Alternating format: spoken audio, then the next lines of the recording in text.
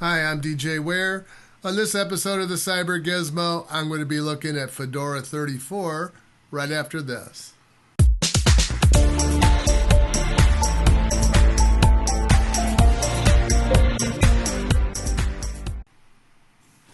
So Fedora SilverBlue 34 released at I think it was the third week of April, around the 20th, maybe the 26th, which would put it at the last week of April, of course. But been a while, and it's been out for a while, and I've been wanting to review this for some time. So let's get started and take a look.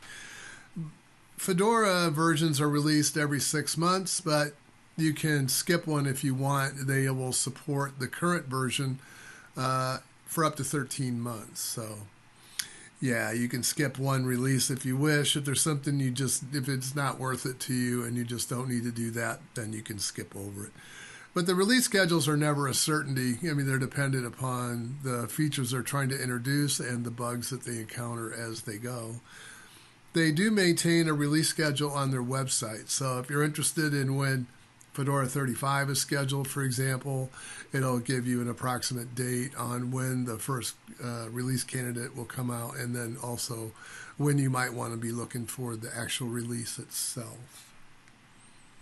As far as minimum requirements are concerned, it is baselined on the same as Fedora 34 workstations. So 1 gigahertz or faster CPU, 2 gig of memory, 10 gigabytes of unallocated disk space. Now, the one change here is it used to be 800 by 600 for the screen resolution. They now are recommending that you go with 1024 by 768. Now, there are some notes on the site. If you're looking at the release notes and some of the information that is about the installation, there are some notes about using it with smaller memory footprints, but they don't recommend it. The recommended requirements, however, are a bit different. I mean, other than their 2 gigahertz dual core, 4 gig of memory, 20 gig of unallocated disk space, and again, 1024 by 768 resolution. Graphics hardware is the same as it has been for Fedora SilverBlue 33, so that hasn't changed as far as I know. Fedora 34, of course, is the distribution release that forms the basis for Red Hat. And so changes aren't guaranteed to make it into Red Hat, but it is the development playground to try out new ideas and then let the Red Hat team decide which ones they want to pick up as they go forward in creating future versions of the distro. The Linux kernel is 5.11, and that, of course, is not a long-term release Linux kernel. But then you wouldn't expect it to be if you're releasing a new version of this every 6 months. GNOME is based on 40.1, and that is the newer GNOME version, which has some changes to the way it looks and the way it works. ButterFS has introduced transparent compression, and that is not enabled by default, but you can turn it on at the time that you do the install. Scale ZRAM is, you can now scale it up to the full memory size. Before, I think you were limited to some percentage, but I don't remember what that percentage is. ARM version 7 uses UEFI as the default for ARM HFP generated images. And there is a compressed kernel firmware feature that now reduces the size of the kernel on disk. Systemd OOMD, which is the out-of-memory protection daemon, and that is used to prevent out-of-memory situations by dumping applications that there's an algorithm that it uses to determine which application should be dumped out of memory first. So, yeah, I mean, that is now available on SilverBlue. Some Anaconda changes. You can now enable encryption of logical volumes even if you're doing a manual partition, and I don't believe that was a feature before. The security, we've talked about this in the Fedora 34 workstation, so you might want to go and look at that. There is some alignment that's being done with the SE Linux policies to make it more in line with the current version of the kernel that you're on. Also, they have disabled SE Linux through the config file. That would be etc SE Linux /config. And the reason for that is there's some changes to the kernel that really mean that you need to have SE Linux turned on.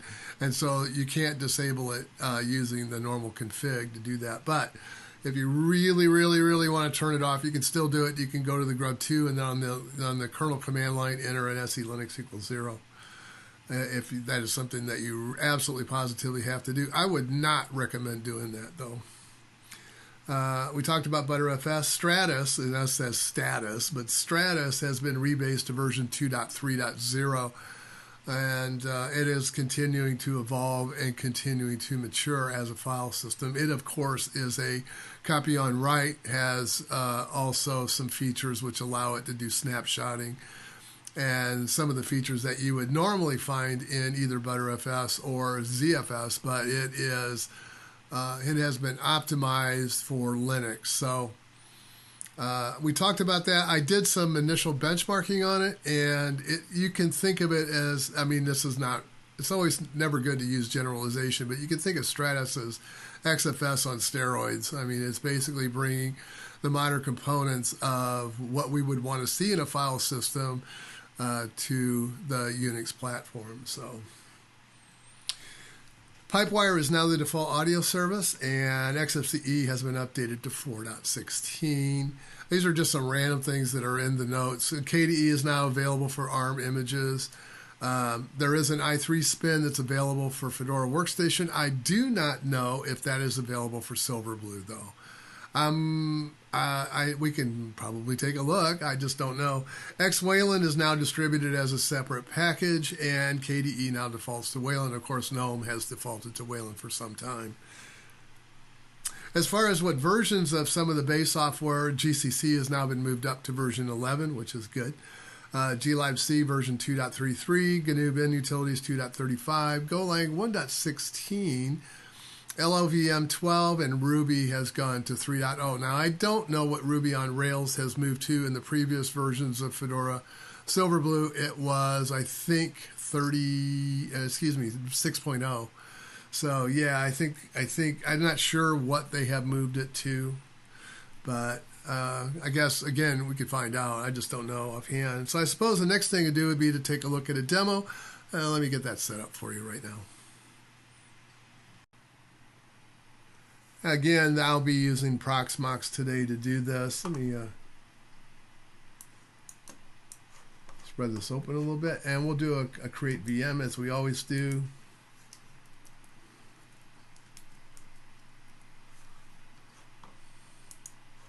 Give it a name, and I'll go and pick up my SilverBlue ISO, which is right there.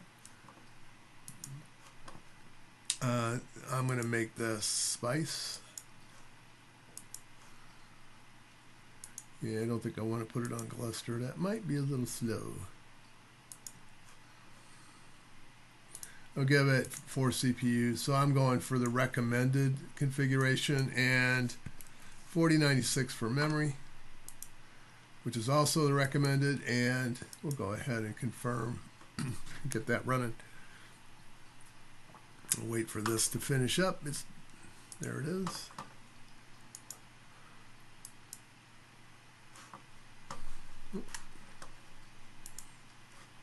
There we go. You can test the release. I've done that already. So I'm going to get rid of the bright light here.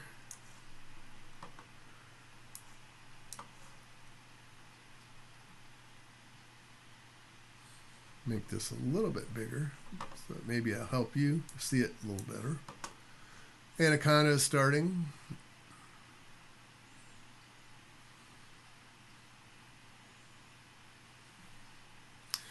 You know, one of the, yeah, so like always, what's your language?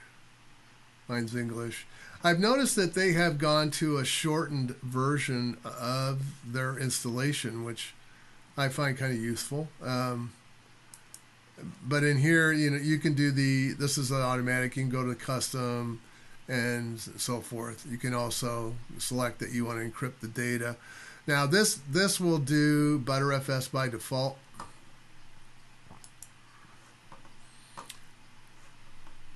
So we'll go ahead and get it started. There's nothing else really to do, just do that. And I will come back when this is finished. Okay, so it took about, it was 16:20 when this started, about 5 minutes or so, maybe 4, depends on where it was in the clock. I didn't have a second hand on it, but 4 to 5 minutes. Not particularly slow.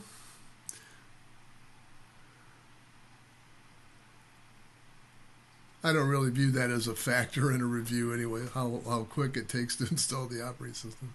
You just don't do it that often. Hopefully. Okay, so now we're in our setup screen for this. And yeah, location. No, I don't think I need to have those on. We'll skip that.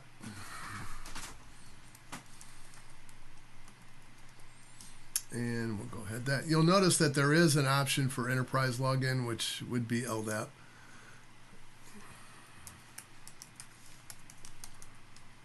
Or Active Directory. And we're good there. So we'll go ahead and set that and we can start using it. So the first thing after it bounces around here and gives me that you can have a tour of GNOME 40, or in this case, I've done this before. If you want to go through it, it'll explain its workings. Now, this is the activities window, so that is the normal view of this. The only thing that I really want to do here is you'll notice that the icons are reduced in order to show you the workstations the virtual workstations that you have set up, and there are 2 by default, but of course you can change that. Let's see, I want to go down here to display, and I want to do that. I think I had a problem with this. Let me just see if this is going to be a problem again.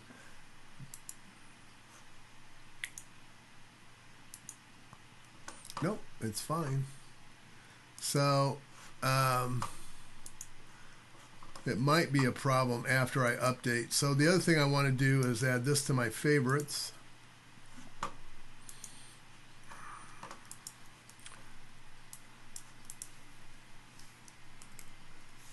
And I am going to update this, but I wanted to show you what I meant by immutable. So on this system, you have to be a little careful if you want to relocate your system directories to a different partition of the drive. You cannot move root, and they don't but you can move temp, you can move var if you wish, and put those somewhere else. Var home, that is. Now var home will be the location of where your user directories are, so it's a little bit different from using /home. But again, it's mainly because they're trying to put this in places where you can modify. Now Etsy, the Etsy directory, this is not immutable, so you can make changes here. But what they're talking, oops, one exit too many. All right, so but what they're talking about is, we will edit that. We'll put that in the blooper reel, maybe. All right, let's try that again. One more time. All right, so what they're talking about is, can I make a directory out here?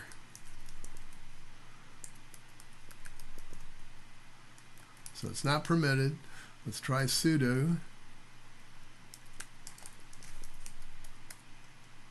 And this should fail.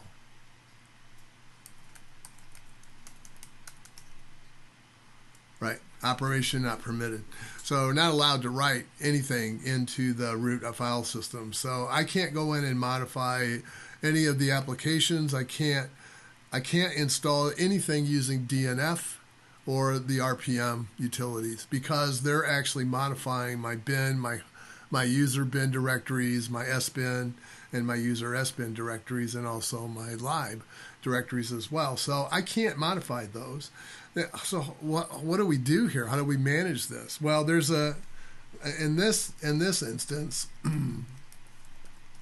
there's a command called RPM OS tree, and you can just put it in by itself, and it will show you the options for the command. So you have compose a tree, cleanup, DB, query the RPM database, which that they've added to this, and they didn't used to have a means to do searching on the RPM database, which I'm glad to see finally, because the way I had to do this before was I had to go create a toolbox, and a toolbox allows me to run the normal Fedora workstation inside of my home directory, so it's like a container. And then I can go enter that toolbox and then run DNFs there. So what is the intent of Fedora SilverBlue? It is a development platform. It is meant for development. It is meant for everyday use. Although you will, if you're trying to install a graphics card like NVIDIA, you're going to find it a bit of a challenge to do that. There are some steps that are listed in their forums on what you can do to follow. I've had mixed success with that. So, yeah, sometimes I can get it to work, and then on certain patches of the kernel, it won't. So, I mean, I don't know about 34 yet. I will find out as time progresses. But it's nice to be able to see that I don't have to go into the toolbox to be able to query the database anymore. So that's the point of all this. So I can then do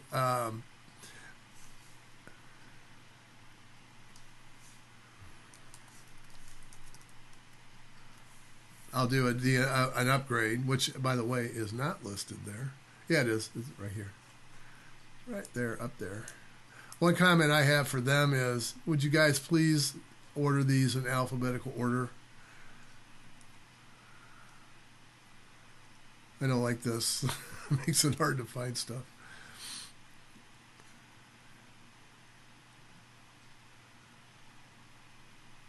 Follow the Unix conventions, please.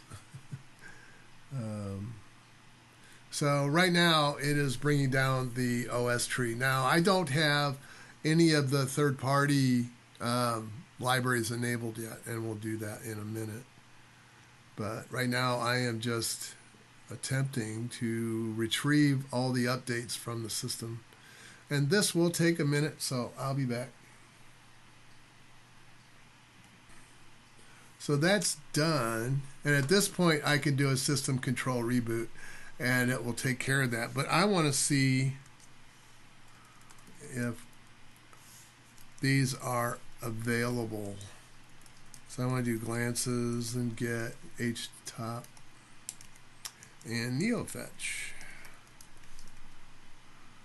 I may have to go actually enable these, enable the third party. Nope.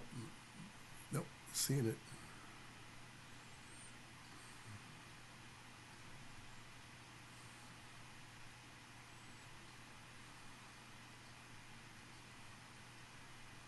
And you'll notice that it's writing an OS tree commit down here. So this is actually, it is snapshotting your system. So basically, I heard one comment that I got on one of the early videos. This is basically just a means of having source control, or in this case, it's having a mechanism to do your configuration control. So yeah. So anyway, we're going to do a system control reboot. I'm done. And at this point is when it will actually allow the updates to occur, because what it's going to do is it's moving from the current snapshot to the new one. And the new one is where all the changes are, in my case. Okay, bit of finagling around, I got it. So,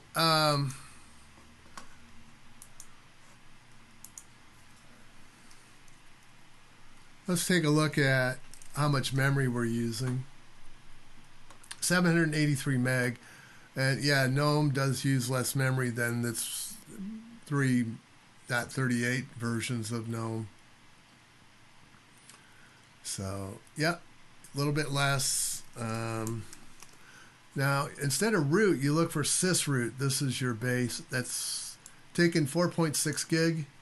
Now, I do have a container that I built with Toolbox, and I will show you how I did that.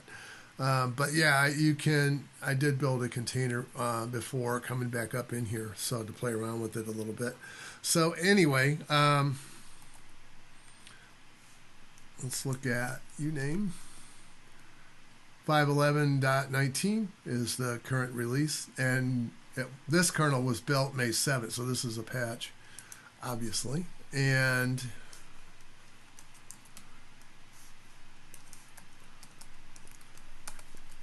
let's do a status so you can see. So here's my OS tree. This is the one that we built initially as part of the version when we did the initial install. And then this one is the one that has the update to the kernel and also has package updates as well as some other things. So the other thing I did on here was for your software packages, this is going to be using Flatpaks. So you do have to go out, and there's instructions in the documentation. You do have to go out and enable Flatpaks. We got here updates, OS updates needs to be installed. I might do those later, but I'm not going to do that right now. So if you install things from here, of course, it is going to force you to do the restart. And I don't really want to do that just yet. Let's look at NeoFetch. We already know it's 511. We've got 1,289 RPMs and 17 Flatpaks installed. I reduced this a little bit on the display. And then GNOME 40.1, and yeah, still taking 839. So glances, just like some of the other versions of this, they do not expose your external IP address. So I'm very appreciative that when they set it up this way, you know, in order for me to do demos, it just saves me a step from having to disable the plugin. So we're using about 1 gig with the app caches of memory. I mean, again, that's not a big deal to me. It might be for you. It depends on how much memory your system has. But in this case, I've got 4 gig to work with on the virtual machine, as you can see. The total memory is 383 gig. So what else can we do? I have now, working with Fedora SilverBlue is a little different. So what does the SilverBlue team actually expect you, how do they expect you to use this? So what they would prefer that you did is if you're going to do development, that you created a toolbox to do that. The reason for that is toolboxes can be used like any other container system. It is an OCI compliant container. It's based on Podman and Builda. And so when you're doing container management like that, you can set up environments that are specific to the project you're working on. Like, for example, if I was working with 2 different customers or 2 different system builds, I might want to have one of my containers set up to handle, to be configured for one build, and then the other container set up for the other one, which makes it nice because it prevents me from polluting, you know, unnecessary packages or installing unnecessary packages in a build that I don't plan to use them. And the second thing is allows me an easy cleanup when I'm done working on that particular build. I no longer need any of that, and I can just destroy it as a container and be done with it. So, yeah, and move on. Hopefully by that time you've moved your source code up to something like GitLab or GitHub in order to preserve your changes. But, you know, as far as a build-out environment, you can then destroy it. So how do we do that? So Toolbox is used to do that, and to create a container,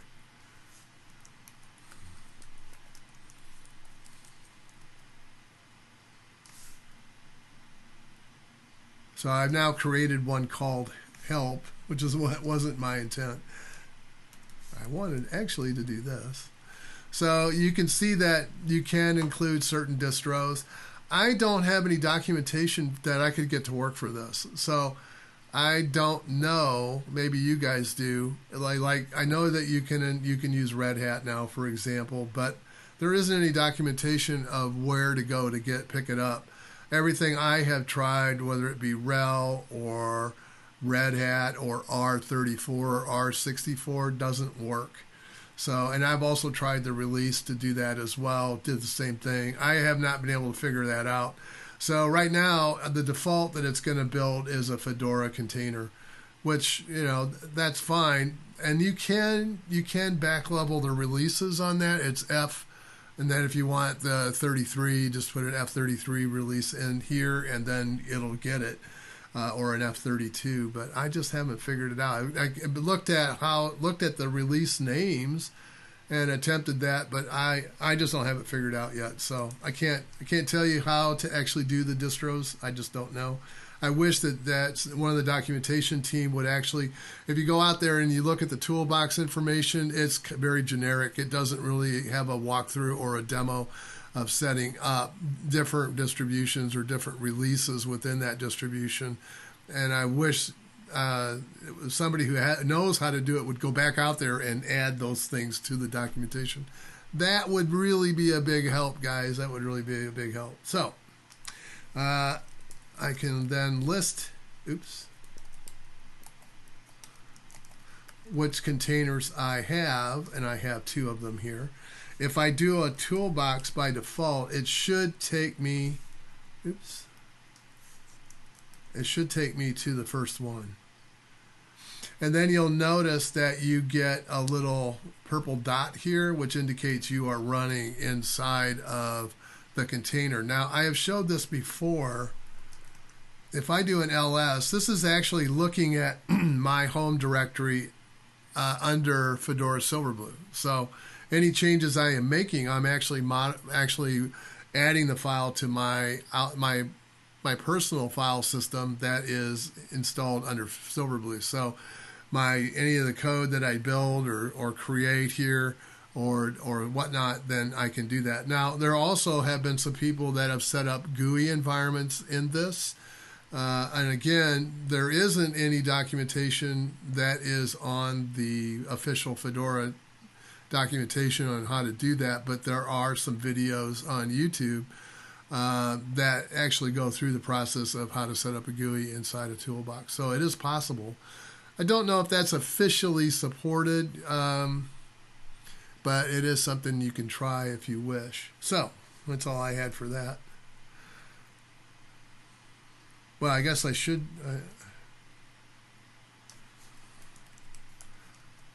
show what this looks like. So as far as the system itself, you do have DNF here.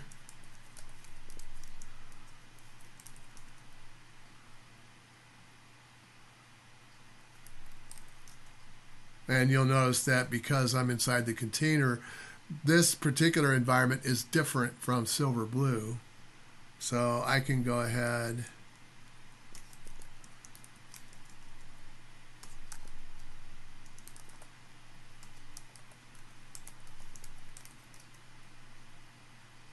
and you notice it did not ask me for a password. All right, so we'll go ahead and install that. Oops. Typing well today. All right. So this is actually looking at your system, because if you remember from talking about containers, you are actually running under your host operating system that is SilverBlue, but your container file systems are actually remapped. So that's basically what's going on. And that is really that. So as far as some of the base utilities and so forth that's installed with this, context, weather, clocks, maps, calculator, some of this stuff, you have a tour, you have some utilities here. You do not have like your LibreOffice or any of that, but you can install that from here if you wish. Or you can do a RPM OS tree. So how does, again, getting back to the question, how does the Fedora team think you should use this? So they prefer Flatpaks first. So if you can find a Flatpak to install, that's the way they prefer it to run under SilverBlue. If you are, then your second choice is, failing that, do the RPM OS tree install. Because at that point, you are the reason why they are trying to discourage that is that you are modifying the base environment of Fedora SilverBlue. What they're trying to do is to preserve the base environment of Fedora SilverBlue.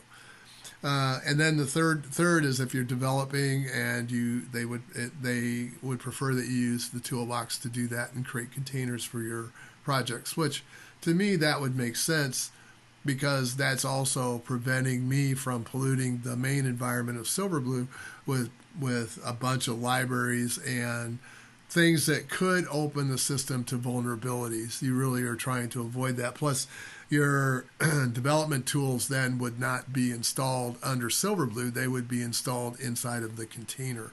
So that would, again, add a few layers of security. So speaking of security, let's go see what we got here. So I have created a Linus. And if you want to know how this works, you can find that information. Now, I have to use my home directory to do this because opt is not available to install anything new in. And since this is a GitHub download, that probably won't work. All right, let's do an audit system. And we'll just let her go.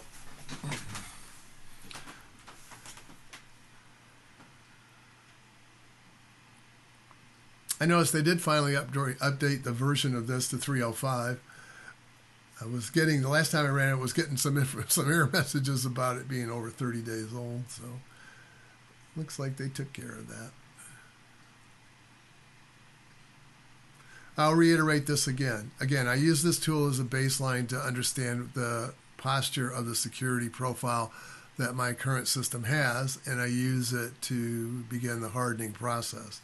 Is this the be-all, end-all for security? No, absolutely not. But it is a start, and it will help you at least get through some of the basic hardening things. Now, Fedora does have, they do support the full versions of some of the security features that I showed you last time on Fedora 34. So, yeah. They do have profiles by type, like HIPAA and some of those. So, okay, not a big deal there. These are all pretty common. Just looking down, issues. Yeah, this is 65 is the starting point. Usually it's about 66, 67 on most of them. I have seen low of 64, so it's not terrible.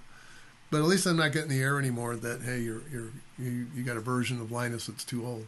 But so using this on a day-to-day basis.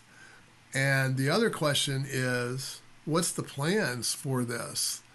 Now, this could be the next big explosion, but I keep seeing, if you go back and you look at some of the videos from the Fedora team in 2019, they're talking about this will eventually replace Fedora Workstation. So I don't know if that's still true. That's been, I mean, things change. I mean, people change their minds. But 2 years ago, the plan was this was going to be the future for Fedora. The other thing I haven't played with is Fedora Core. That is something new. That is a container-based. It's really meant for container images. And so that would be kind of interesting to contrast to this and see how Fedora Core compares to this particular, to the SilverBlue aspects. So I don't know if this is really the direction they want to go, but they have stated in the past that it is. At some point, I would expect if that is still true, they will roll this right over top of SilverBlue and it will become the default platform for Fedora. So yeah, that's where I'm at with this. SilverBlue I've always liked. It just takes a little bit of, I mean, it's different. The way it works is different. And so change is good. I'm an engineer, so change is good. I'm used to change. People hate me because I promote change, particularly places where I had worked in the past. But hey, that's what it's all about. We move forward, we don't move back. So, or just become static. Hope you enjoyed this today. And again, thank you for watching. Thank you for supporting the channel. If you are a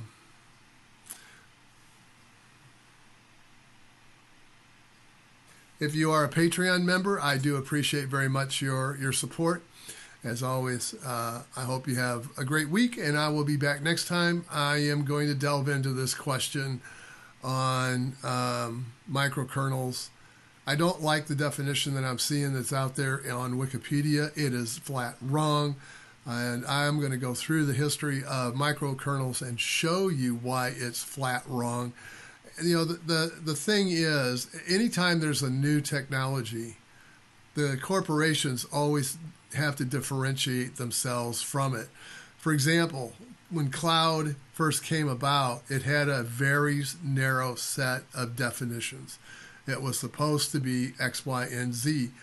Well, as the corporations came on to differentiate themselves, they began bending it to what they wanted it to be instead of what it was really intended to be. And the same thing has happened with microkernels. So what I'm going to do is go back into history. I'm going to pull out everything that I've got on microkernels that goes back all the way to 1983. It has been around that long. There are some early prototypes of operating systems that even developed it back in the late 60s. So it's nothing new. It's been around. And what was the reason why we developed it? So stay tuned for that. Hope to see you then. And bye for now.